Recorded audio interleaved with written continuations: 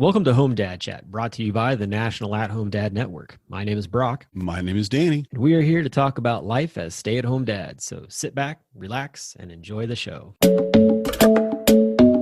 No, I don't want much. I even love handmade crafts made of macaroni. Come on now, you should know me. Times I might eat too much. No worry about my weight, got the dad bod rocking on me. Sketches on my feet, cargo shorts look good on me. I'm a dad, that's what I do. Hey, everybody, welcome back to the show. We are in the last month stretch until Home Dad Con. Yeah, we're there, baby. I got an email today from Did you? our vice president. Yeah. Yeah, those have been He's coming like, out. 30 days. 30 days. Yep.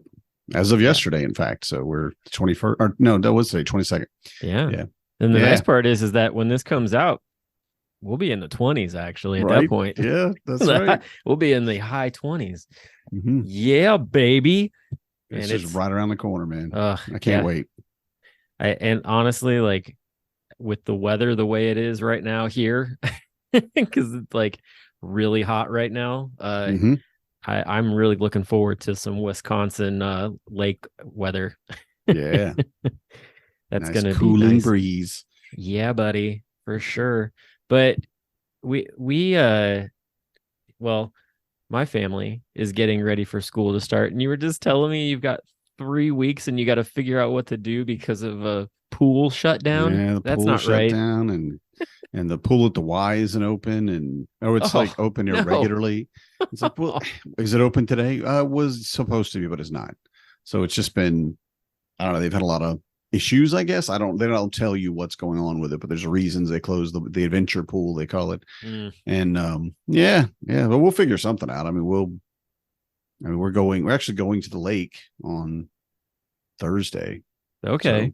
Well, there you the go. Lake for 3 or 4 days. Yeah. So that'll be, you got the lake. Kids out. Yep. Yeah. As I say, having a lake is a nice, I guess, substitute for a pool, but yeah, it's only for a few days and then you got to figure out. Yeah. It's a 7-hour drive. Oh, okay. Yeah. So it's got its own, but the kids will have a great time. And I guarantee my wife will have a great time. She will. I hope you get to have a great time. Do you get to drink scotch and smoke cigars and chill out, or? Well, not chill out, but probably the other two things. And then I got Home Dad Con, man. That's my laser focus right now. Everything else is just like a throwing oranges at a freight train. Nothing. Okay. You might stay me up a little, but I'm going to keep going until I get to Home Dad Con. There you go. All right. Keep that perseverance. That's cool. I actually this past weekend just did my last beer fest for the next until the convention. So that was a lot of fun. Yeah, we don't have there's not another one until October, and I don't know if I'm gonna get to go to that one because I think I'm out of town. I'm not sure, but the last one I did here this weekend was a lot of fun because I actually got to work it with one of the owners. Nice. And got to hang out with him and just spend some time getting to know him. And that was a lot of fun. It was just the two of us pouring beers and then like taking like tag team. All right, tag, you're out. Go peruse the beverages, that kind of thing. And so it worked out really well. And that was a lot of fun. There was like 42 breweries there. We had a great time. Wow. That sounds awesome. Yeah, it was really good. We actually trying to think, like we had a lot of people just coming up saying that they were excited for what we had there. And I always love hearing that from people. And then being able to also try to connect people with like, hey, you can do birthday parties and retirement parties and stuff. Like I can help you out with that. And so that's right. Yeah. So that was a lot of fun. I don't know. To me, I enjoy doing that. It's like very much similar in a lot of ways to coming in for like convention eve and like that beginning, that first day of the convention. Like you run into all these people and you're just talking to them and making all these connections, and it feels very reminiscent of that every time I go to a beer fest and I'm just standing there pouring and talking to everybody. So sweet. Yeah. So that's the and like I said, it's the last one for a while. So I'm like, okay, how long can I ride this out and be like not driving my wife nuts talking about going to Home Dad Con. Best of luck on that one. Yeah, that's right. That's a common refrain because it's the only thing. I don't say it's the only thing, but it's the biggest thing of the year. Oh, how yeah. can you not talk about it? How can you? I mean, Marnie knows, so I don't have to regale her with anything. She'll just sit there and smile and nod and smile and nod. And let me just go and go and go. Yeah. Oh, I was going to tell you this too. So, because the guys in our like whiskey enthusiast group keep talking about different like things they're finding at the Benny's liquor store. And I was like, I'm going to be driving up like through Illinois where all of these legendary Benny liquor stores are. So I sent a message to the two guys that I'm picking up in Indy. And I'm like, you guys have a problem stopping and seeing maybe like what little surprises we might be able to find on the end caps at Benny's? And they're like, nope, we're totally fine with that. And I'm like, that's the right answer. Yes. Yeah. So who knows what I'll have in my my car that will be in my hotel room when I get up there. But hopefully I'll find some fun stuff that can be shared amongst everybody. Yeah. Oh, I'm sure you'll find something. Yeah, definitely. And tonight we got some bird brains coming in. I was trying to figure out like, how do we do this? How do we set this up easily? Yeah. Yeah. But I think they would probably wear that pride, that mantle of bird brains. So we're gonna have Mick and Phil are gonna come and talk to us about their love of pigeons. And Phil talked a little bit about pigeons in the last episode, mentioning that, that's where he sat his camera was on top of his pigeon cage. I think we're going to get a little bit deeper than just that. So it'll be interesting to see where things fly off to, but we'll be right back with those guys and talking about all the love of birds in a moment. Become a member of the National At-Home Dad Network, an organization focused on providing advocacy, community, education, and support, connecting with households where dad is the primary caregiver of the children. We do this through our webinar and podcast series, mental health support groups, regular online social events, as well as our annual convention. The National At-Home Dad Network is a 100% volunteer organization. Without the generous support of its members and the community around it, we would not be able to continue the work that we do.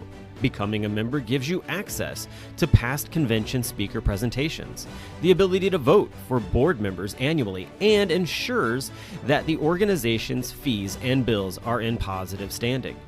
Oh yeah, it should not go unmentioned that there is some cool swag headed your way if you decide to become a member. For only $35 a year, your membership provides you with the exclusive content only we can generate, and you'll be supporting an organization that benefits families all around the country and world.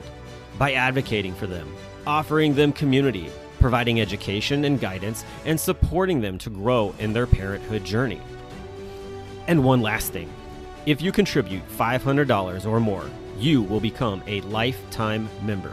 Not only will you receive everything already mentioned, but also a certificate recognizing your status and an exclusive National At-Home Dad Network challenge coin with our trademark logo, Dads Don't Babysit. So, what are you waiting for? Become a member today. Hey everyone, welcome back to the coop. Welcome back to the show. We've got our resident bird brains with us, Mick and Phil, and we're going to be talking about all things pigeons. Sorry, I'm going to peck away at this joke all night long. Anything else I can. Yeah, you've been cooped up too long for sure. I'm sorry. I'll stop squawking. It's okay. This is going to be long. Hey guys, welcome to the show. That was a 7 or 8 on the seismometer right there. So anyway, thank you for having us. Yeah, thanks, man. It's good to be on. Yeah, welcome back. You're been a long time. Yeah, good to see you. I don't know that we've ever had anybody back to back on episodes, but hey, I think Phil will just be the one to break that egg, and we're good to go. Set the meter. Set the. This is what you got to be as good as Phil from now on if you come on back to back. Well, Mick, you were saying that you'd like to have the background that Phil has currently, but unfortunately, it's like an oven outside, and as much as your pigeons are probably roasting, you wouldn't want to be out there too. Yeah, we got a little bit of heat wave going here in Kansas City these last few days. So I got a little fan set up kind of to blow some air through the coop, just kind of give them some air movement just to make them a little more comfortable. Yeah. So I gotta ask. I mean, let's see. So Phil, we had you on the show last week, so you've had a chance to kind of introduce yourself. Mick, this is, I believe, your first time on the show. We haven't had you on yet. Now you've talked about me a couple times. We have talked about you, definitely. Yeah, because we were even talking about you and Shannon and everybody going on your big dad and kids trip here recently too on one of the previous episodes. So, but just to give the listeners a chance to know you, tell us a little bit about who you are and what your family dynamic is set up as. All right. Family dynamic. Well, first, Mick Fryermuth, from the Kansas City area. And that's enough about me because the family dynamic is really why we're all here. And that's what's most important. So I have been a trophy husband for almost 18 years. My oldest turns 18 in November. And I have been the, dad from day one. We can throw the stay-at-home dad part out there. I've been the primary caregiver, the chore giver, or everything, whatever, you name it. Eyes wide open, day one, and that's just what works for our family. 3 kids. Son Luke is a senior in high school, so we're going to be starting to go through those life changes. There's always life changes. And I'll tell you what, people always think that like the most stressful life changes are like when you bring a kid home for the first time. And I'm going to challenge some people on that, because when you're getting ready to send people away, that is just as much of a stressful thought process as when you're bringing them home from the hospital the first time. But that's another story for another day. Luke is a senior. I got a daughter, Rory, who is a sophomore. And then the person who actually runs the show around here is a 4th grader named Kate. So, and we're all held together by by my lovely wife, Kelly, who is a very, very understanding individual and who generally has our back, my back specifically, all the time. So, awesome. Yep. That's always good to hear. You have a 10-year gap between your second and third child? Is that 6? 6. All right. Yeah. Okay. You heard obviously math. Yeah, you went from soft. Yeah, you did I know what you did. But and that's been an interesting, again, another conversation for another day. But that bigger gap has provided just a whole different outlook on life around our house, because the 2 older kids, for the first till they went off to school, and even now, they're their own best friends, because they're exactly 2 years apart. They have the same interests and everything. And then all of a sudden, here comes the third, and she's just not into any of the same things the other one. So we got to learn a whole bunch of new stuff. Yeah, that sounds like my 2. They're only a couple years apart from each other, and they're like 2 peas in a pod. So to throw in a third that's in a different sort of time frame of things. Yeah, I can imagine that's got to be quite interesting from time to time. Yeah, especially a new baby in a house with a 6 and 8-year-old, because they not only, like you said, they're friends, but they have their schedule, they have their routine, this is how we do things. And I can imagine a baby showing up like, wait, what? So that had to be an amazing experience for them, but also, the benefits of it, of seeing how you care for a baby, and the both the time it takes, but also the love and concern that you give to a child, especially when they're an infant and they need you 24/7. Them seeing that, I'm sure, was very beneficial. I would think it'd be very beneficial. I think Danny, those are the kind of things that we as parents hope that our kids pick up from us, but we're not going to know for another 10 years, man. I mean, we're not going to know till they have some kids. And it's one of those, I hope they're picking up from, learning by osmosis and picking up via proximity, but we'll find out. I don't know. Yeah. I mean, do you get the oldest two from time to time seeing the fourth grader and being like, I didn't get to do that. Like, why are they like, is that a common? Oh yeah. And the other way around is the why can't I do that? So, we've got a fourth grader who has been exposed to a lot of things that a lot of fourth graders just generally have not been exposed to. And it just happens.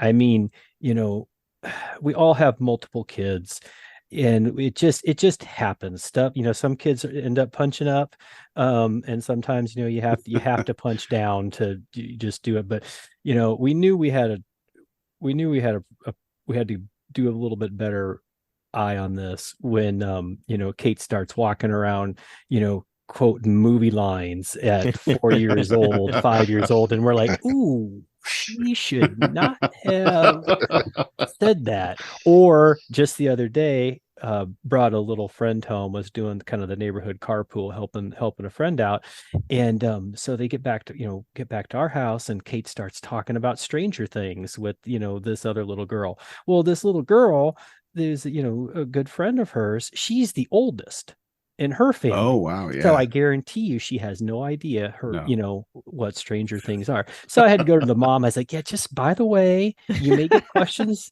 about Stranger Things. We didn't watch it, but Kate was talking about it, and showed her the poster that she has in her room. Yeah, have fun fielding that. So sorry. Yeah, sorry. But, could be worse. It could be.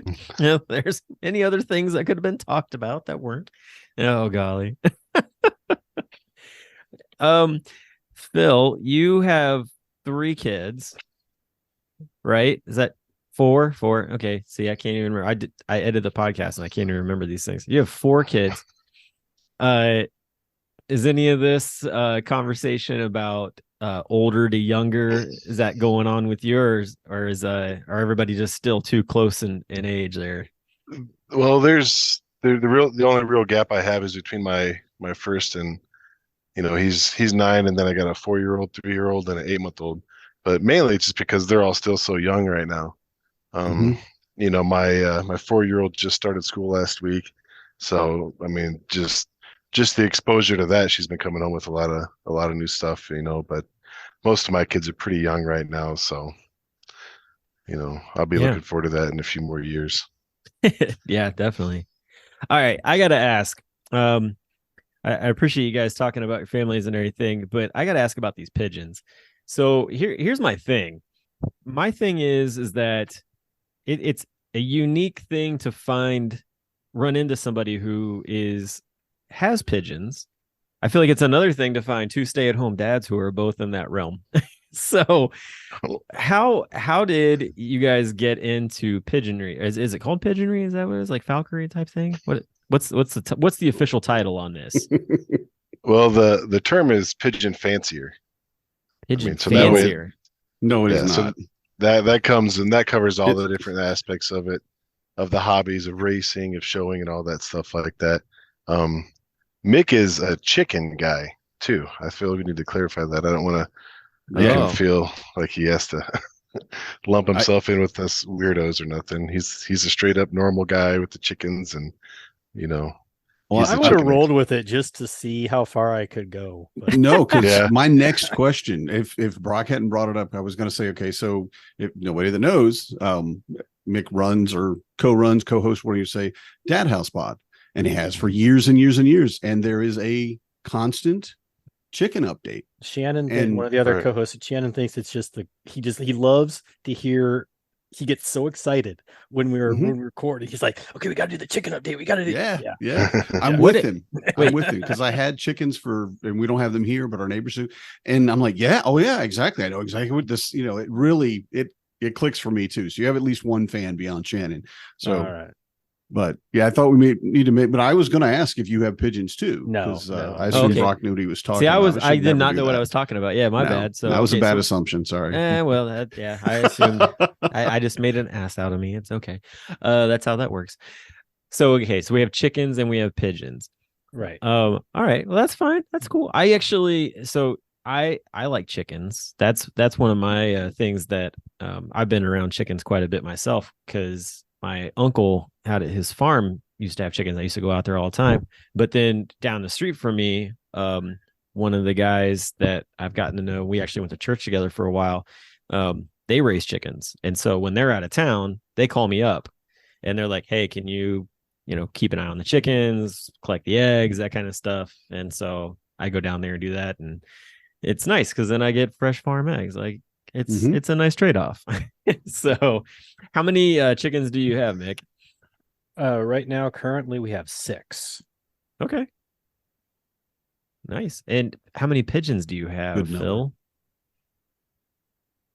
I don't know, between me and my son, I don't know, probably around 30 or so, I guess. Oh wow. Okay. Now, Yeah. when you were in Cincinnati, did you get to see the mural with the pigeons on it? No, I mean, you told me about that. It was like after the con, you were like, "Oh, I didn't know you liked pigeons," and told me about they had a mural of Oh the yeah, that's right. last carrier pigeon or something like that up there. I mean, that would have been really cool to see. Yeah, I'll should have have probably to walked right by it. I was down in that area for a while. Yeah, I'll have to snap a picture of that and send it to you, man. So because it is it's a neat mural for sure. So I'm getting 6 chickens. I understand that. That's what we had. That's, in my opinion, a really good number for a family, 5, 6, whatever. And because you're doing for eggs, probably, I don't know, but if you might be doing meat or you might just have fun, those chickens are fun to have around. But Phil, I don't know what you do with your pigeons, right? So I would say, well, that's a large number. That's definitely a flock of pigeons. What do you do, and why do you have so many? I'm trying to build up my numbers right now, man. 30 is nothing. Really? But so I mean, it depends on what you want to do. So there's utility pigeons that, like, king pigeon is a breed that you can breed just for the meat and for the egg production. And so if you want to take that route with it, you can. I have racing homers. So it's a hobby where you train your birds to release it further and further distances. And so, like, this morning on the way into school, if one of the kids is acting like the best behavior, then at around, I got a young team right now, so I'm about 5 miles out. So when I'm about 5 miles, okay, you know what, Veronica, you were the best behaved so far. You got to go out and you got to be the one to release them, and then Let them go. So yeah, it works out for training and making all the trips to school. My son flies the Birmingham rollers. They're the ones that do somersaults in the air and stuff. So he's flying those ones for his own enjoyment, and and for the whole teaching aspect of it. So yeah, so typically, like with a flight team, most guys would probably fly like 20 birds at a time. My flight team isn't that big at all right now, so I'm trying to get my numbers up there right now. Birmingham rollers. I like that. I'm gonna have to watch that because that sounds cool. Birmingham Rollers sounds like a minor league baseball team. I was thinking roller derby. Yeah, I was gonna say or that. Yeah, for sure. Yeah, you go that route. So do you do a flight that's larger because they're more likely to stay together, or they're more likely to? Does it increase their speed or their? Yeah, you get better odds of they'll flock. But you'll also do releases with one bird, wait 15 minutes, release another bird. So that way all the birds do know how to get back home from whatever distance. But when you also get a big flock, it makes it easier for when you get young birds and you're trying to bring them in and train them. And I'm trying to get for white dove releases. So I'm trying to get my white birds up right now. The bad thing is about those is they sparkle like a diamond to a hawk. So they always they'll get picked off on the really big distances and stuff. So you're always breeding more and more of those for that. But yeah, and plus it looks a lot cooler. Flying more birds, a flock of them is really fun to watch. Oh yeah, and larger flocks, obviously, more of an effect. Yeah, especially with those Birmingham rollers, because when one will start, then the other ones will all. Then you'll see 20 birds at the same time just spinning and dropping out of the sky 50 feet. It's wild. That's cool. That is pretty wild. I do love hawks, but I do not like the hawks in my yard. I do not like the hawks that came from I had when I was standing and I was feeding my girls. We were just walking around the yard, knocking rocks over and stuff so they could eat the bugs. We had a big spider problem when we moved in, and a hawk came in And I swear, if I hadn't stepped forward, he scared the crap out of me. I never saw him, never heard him until he's in my face. And if I hadn't stepped forward, I'd have lost one of my girls immediately. And I'm like, come on, man. I love hawks, but get out of my yard.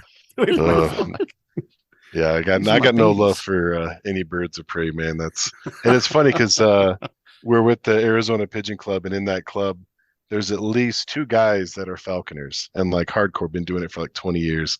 Wow. One guy actually he does like pigeon exterminating with his falcon, but he's a member of the pigeon club. He loves pigeons and everything else. And I'm like, man, pick a side, Right? Yeah. Yeah. I think you're just here to learn secrets. You can kill more exactly. I don't think you belong here, sir. Exactly. Well, that's what I was thinking is I know in downtown Cincinnati, they had such a pigeon problem that they actually started putting in peregrine falcons, actually. And they've got a flock of those that are still downtown. They got nests and everything, and they keep the pigeon population way, way down, if not almost extinct. It seems like. Yeah, that's the and all pigeon guys are going to give you the same spiel I'm going to dump on you right here. But dude, birds of prey, all these birds are supposed to be migratory birds, and they don't migrate anymore because they've got these constant food sources year round. They're protected, so no one's hunting them. Their numbers are up there. And there's been a study up in the UK where these birds of prey have extinct out like 13 different songbirds. They just start getting down there, and there ain't no stopping them. There were some people in Sweden that, the pigeon population was getting really big because they had those big open parks and people were selling pigeon food. And so they ended up doing like a controlled thing with where you could feed the pigeons, what time of the day. So it just wasn't like an overpopulation thing. But I mean, I know in California, that's a big thing too. They do a lot of the peregrines for control. And Mick, do you have what is it that you deal with having chickens? Is it ground animals, or are you also dealing with hawks as well? Both. We got an acreage here in Kansas City, and I do have owls. We have a lot of owls. So my chicken run is completely covered. But Kansas City has a lot of you wouldn't think that, major metropolitan area would have a lot of coyotes, but we do. Oh no, major metropolitan areas, it is very well known. They have huge coyote populations. Yeah. So just the typical coyote, fox, but we have a lot of hawks, have a lot of a lot of owls. To just, I can hear them at night, and so oftentimes we'll see them, but I think there's enough mice, like, apparently, that I have not had a problem with avian predators. That's good. So I think around here we've dealt with raccoons is a big one that goes after the chickens, especially down at my friend's place. They actually have a chicken coop door with a timer on it. I've seen them. Yeah. So they're cool. When it gets, I have a teenager. Well, that works too. Yeah, that's it. Yep.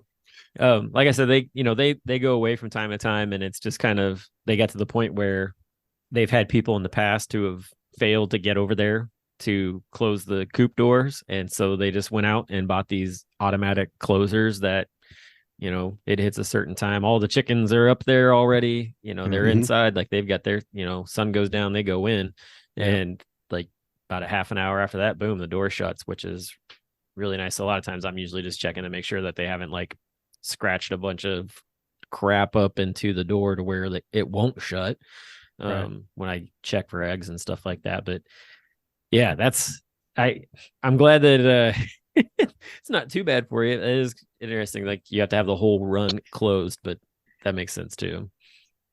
And you said you have a teenager, and I think that's the perfect comment just for anything around the house. Yeah, I don't need that. I have a kid. I don't want to say that's what they're for. I don't mean it like I had kids. So they can bring me a beer.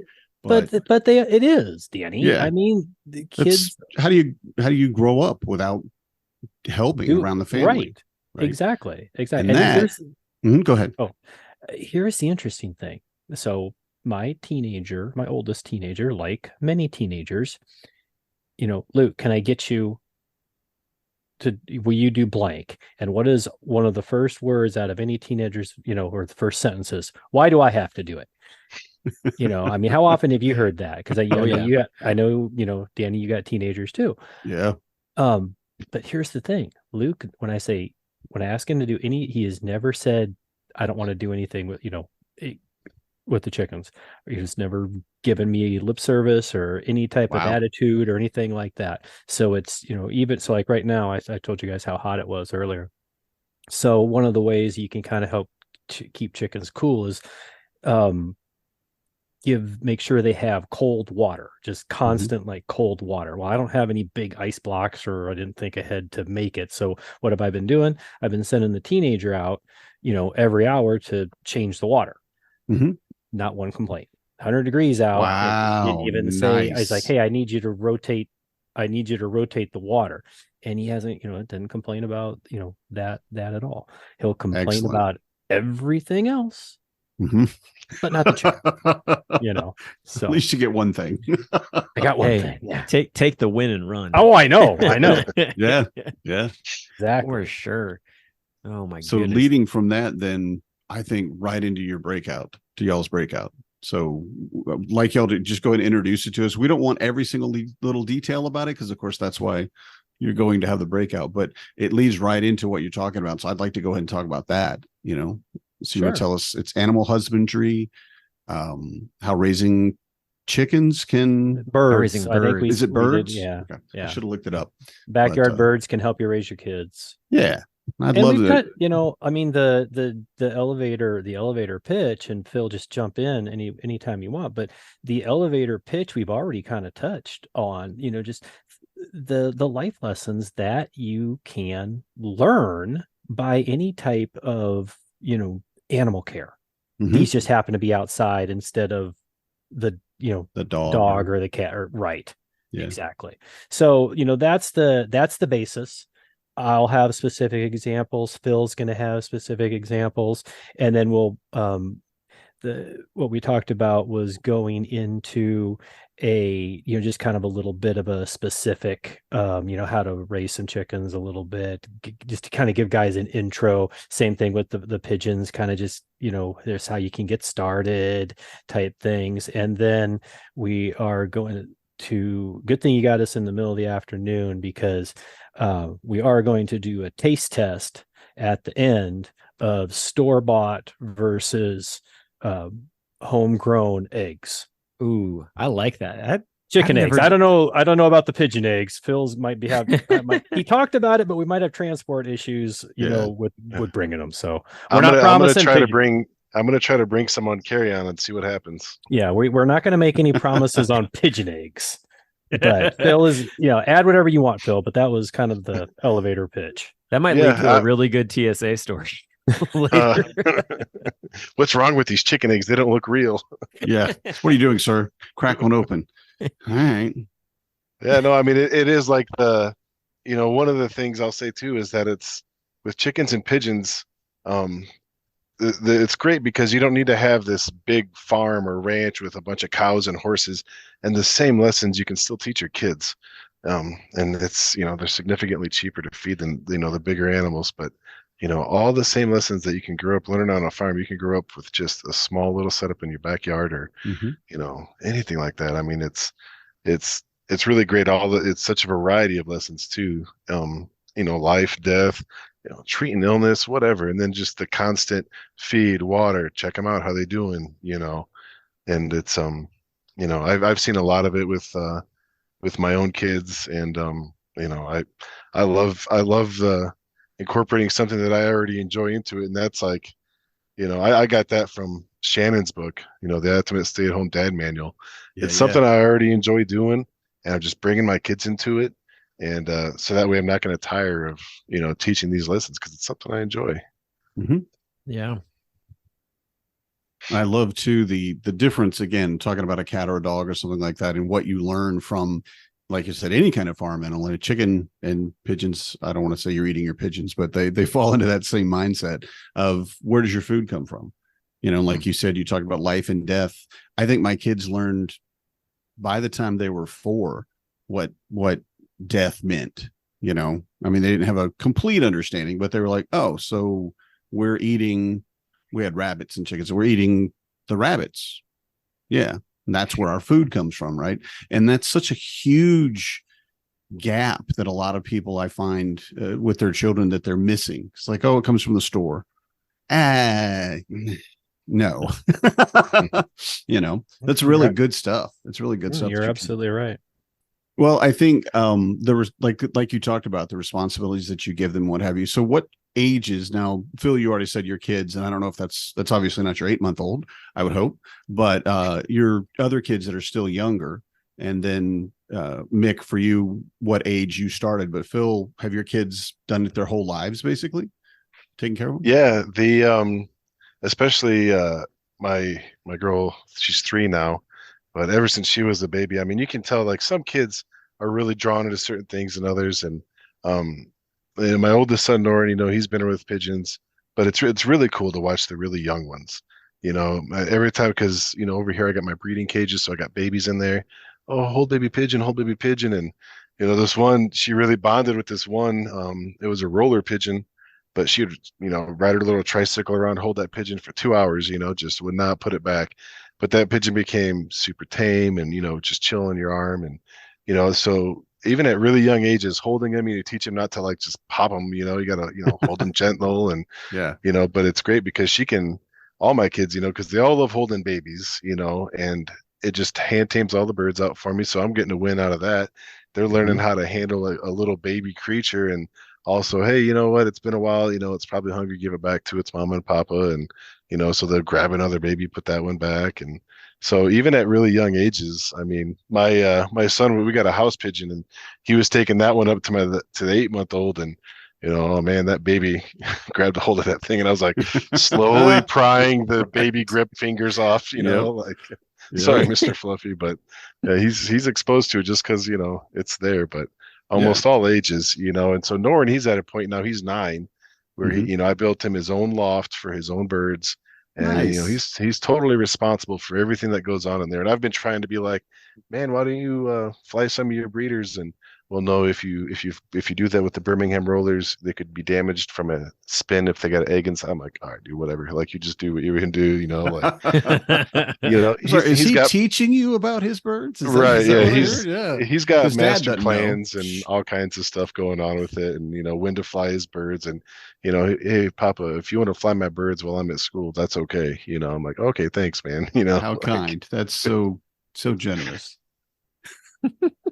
What about you, Mick? Have you always had animals, and did your kids start young with them? Or well, we've always had animals, but just all indoor stuff. The chickens didn't come around until, you know, a lot of people got COVID dogs. Well, we got COVID chickens. You know, it'd been building for you know, quite a few years. You know, it first starts off with the joke of the, you know, well, you want to do this or that, you know, I want to get chickens. And then, you know, Kelly's like, you can get chickens. And I'm like, what? Really? Oh, cool. Okay. Yeah. You know, okay, we can do this. And then it just had to kind of figure out the how and the where, and had to do some renovations on the garden shed because it was kind of in just a little bit, you know, at a time. And then we finally got to the point where everything was finally ready to go. And then, you know, COVID comes. It's like, okay, well, you know, as long as I can get to the store and get them, this is perfect, because it gives us something new to experience. And so, you know, that kind of answers the win. So, you know, my youngest, she loves them, but she's not as involved, just for the simple reason that I'm trying to get as much responsibility out of my oldest to oldest that I can. Kate's turn will come. You know, because she sees that the other two have to go and collect now she will go collect the eggs for me if I ask her to, or if I, you know, let's say I'm cutting up a watermelon or something, I'll be, hey, go give the rinds to the she'll do that stuff, no problem.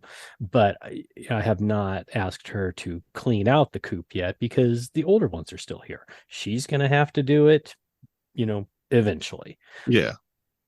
But just to kind of bring this all home and everything, there is a responsibility, a job, a task that anyone at any age, kind of like Phil was saying, that you can find something for any age of your child and make it a sense of responsibility.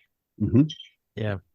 You're talking about sending out your youngest to feed the chickens and stuff. Like that's one of the things in our neighborhood. There's quite a few houses actually that have chickens. A lot of them are actually along property lines where, like, especially if you're like walking down like the alley and stuff, like you can interact with them a little bit.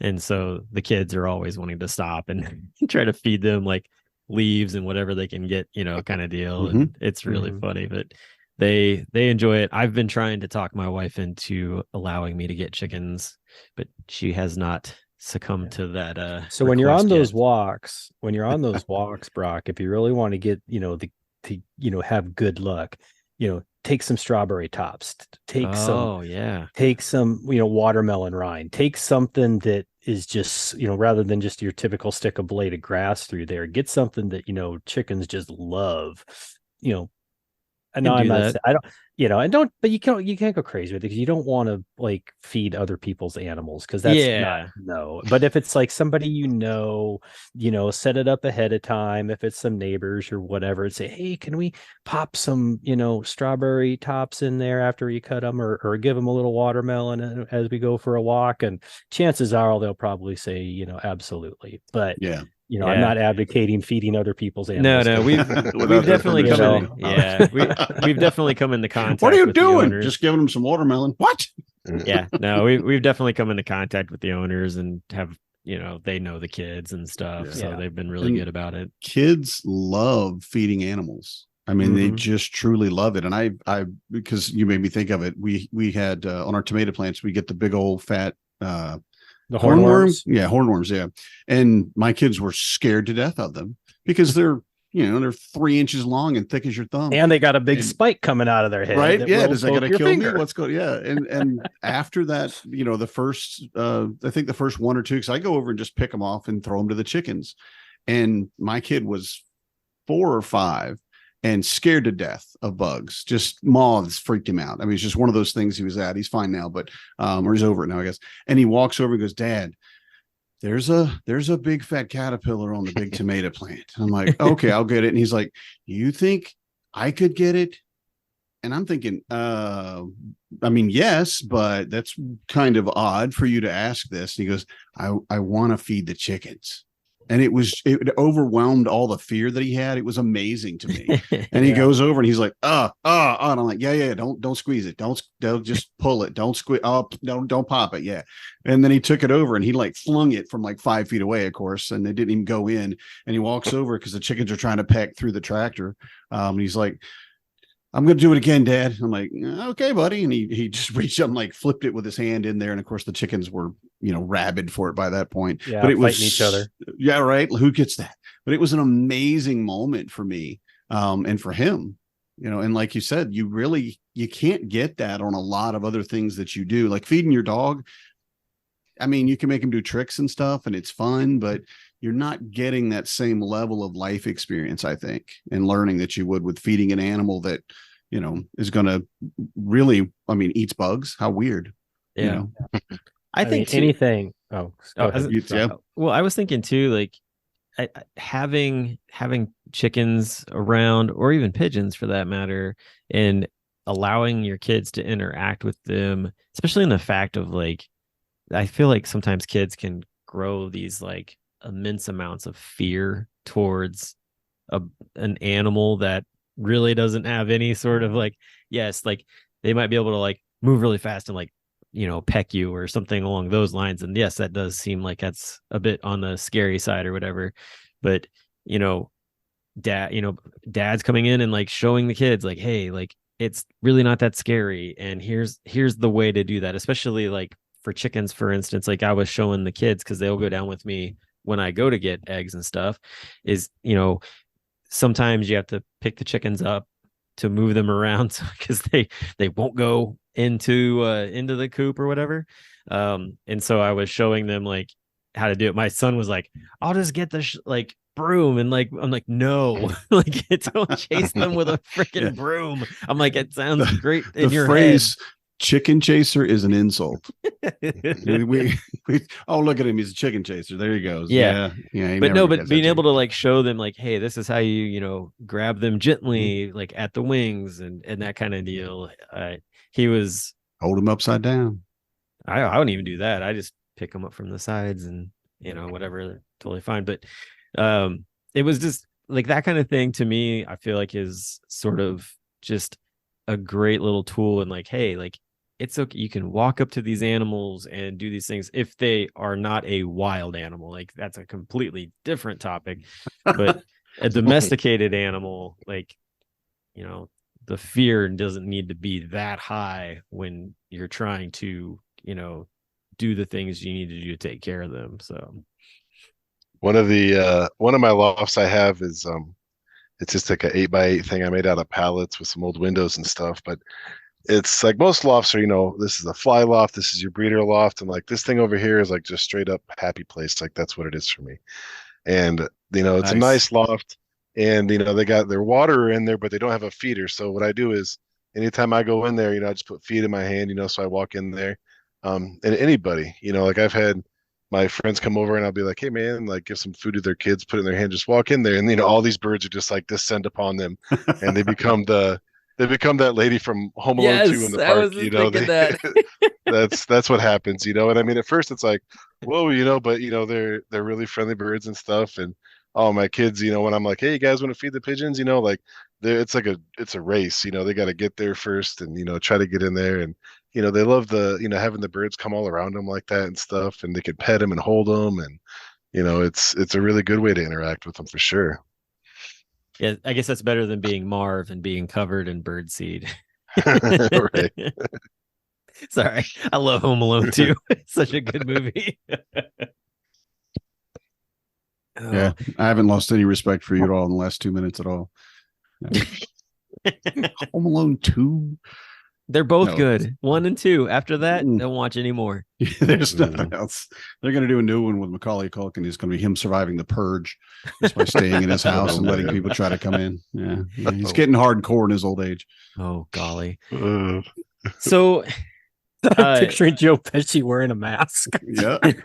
Yeah.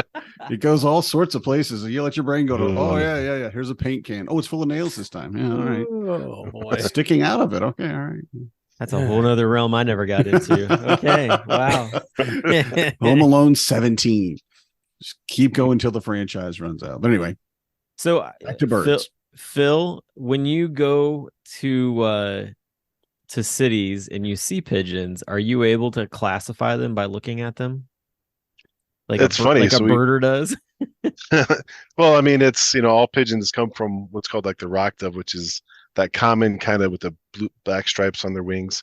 But in like Phoenix and stuff, because there's a lot of pigeon keepers and birds don't necessarily make it from every race, or people lose birds.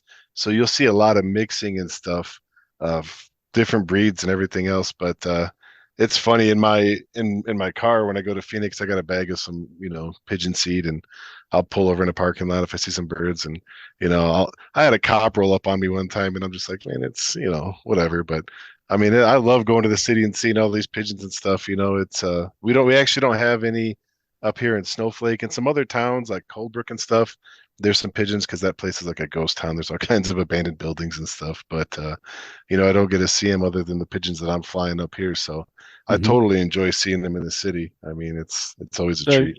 Have you ever brought any from the city back to the exactly to the my question? I mean, exactly my question. So, I mean, have you been able to capture any? So I got a friend down there who he does pigeon trapping and stuff, and it's funny, right? So he went to a Circle K. He has all these real nice live pigeon traps, and so what he does is he traps a bunch of birds, puts blue zip ties on them, and takes them back home and releases them. So any of the birds that don't fly back to Circle K, whatever, he did his job. But if he traps those same birds again, then he's like, hey man, these could be some good homing pigeons, and so he keeps them. And so he's getting paid for that. Then he sells those birds too. But I've gotten a couple of ferals from Phoenix. Yeah, they're actually in that my happy loft. It's funny because these are, I vaccinate all my birds. Like these are vaccinated. They're banded. I mean, you wouldn't know anything otherwise. They're they all come from that one pigeon anyway, so they probably won't have as like the same abilities to home from like 600 miles or something like a racer would, but it's a free fly around the house just straight up for enjoyment. Yeah, that's cool. What kind of chickens do you have, Mick? Is it like a specific breed? No, I let the kids, again, kind of the life lesson thing here. So I make it fun by letting them pick, but I also give them some parameters. We kind of sit down and we see what's going to be. I don't do the mail order thing. I do the farm store thing because it's just more fun. It's fun. It's fun to go and pick your baby chicks out and whatnot. So oftentimes the farm stores will have, they kind of know what they're supposed to get. So, we'll kind of go through the list and we'll look up the pros and the cons of each breed. And then we just kind of talk about it from there. So there's a little bit of you have to see what's available, but then, I explain, okay, we're trying to get eggs out of them. So we want something that is going to be, prolific here. And, but yet they're like, oh, that one's going to be so pretty. And we're like, you know what? And that's fine too. We can kind of, mix and match together. So, so have you gone the cycle on yours, like from like laying eggs to not laying eggs to meat chickens? Laying eggs to not laying eggs. Yes. But, once chickens get so old, there's, the phrase, this, the soup pot chicken, that's why you hear that phrase, because they're not, the meat's just so tough, right? You don't want to eat it and everything like that. So we have never eaten one of our own. That's what I was curious of. Yeah. No. No. All right. It was like grilled chicken from the backyard. Yeah. Plus, then there's also, the ones that it's a whole set. There's layers, and then there's the meat, the game birds and everything, because the ones that they breed specifically, for market, those things, they only get to be about, like 2 months old, and then they just get to be so big and fat they can't even walk, and they just fall over, because they grow so fast and they can't support themselves. We used to get them every once in a while from UGA, and the biggest issue was, you're gonna eat this one, right? And like, well, yeah, it's not gonna be a pet, it's gonna be for harvesting. They said because its legs will break, right? And that's exactly what you said. They grow so fast and they really don't walk around at all, and they're huge, But if you have your own that you raised, that aren't layers, that you're looking to get meat chickens out of it, they're relatively small when you look at it. You're like, wow, how do you get these? This chicken breast is like 2 pounds. It's huge. Yeah, that's unnatural. That's not how it's supposed to work, But that was the one, and that was the one thing that Kelly, the one rule or the one request, the one demand, to phrase it however you want, but she was like, we're not eating them. And I can respect that. That is 100%. As that I have no, I've processed enough chickens on the farm as a kid growing up. I don't need to be doing that anymore. It's just right. I love to be as self-sufficient and self-sustaining as I can, but ain't nobody got time for that. You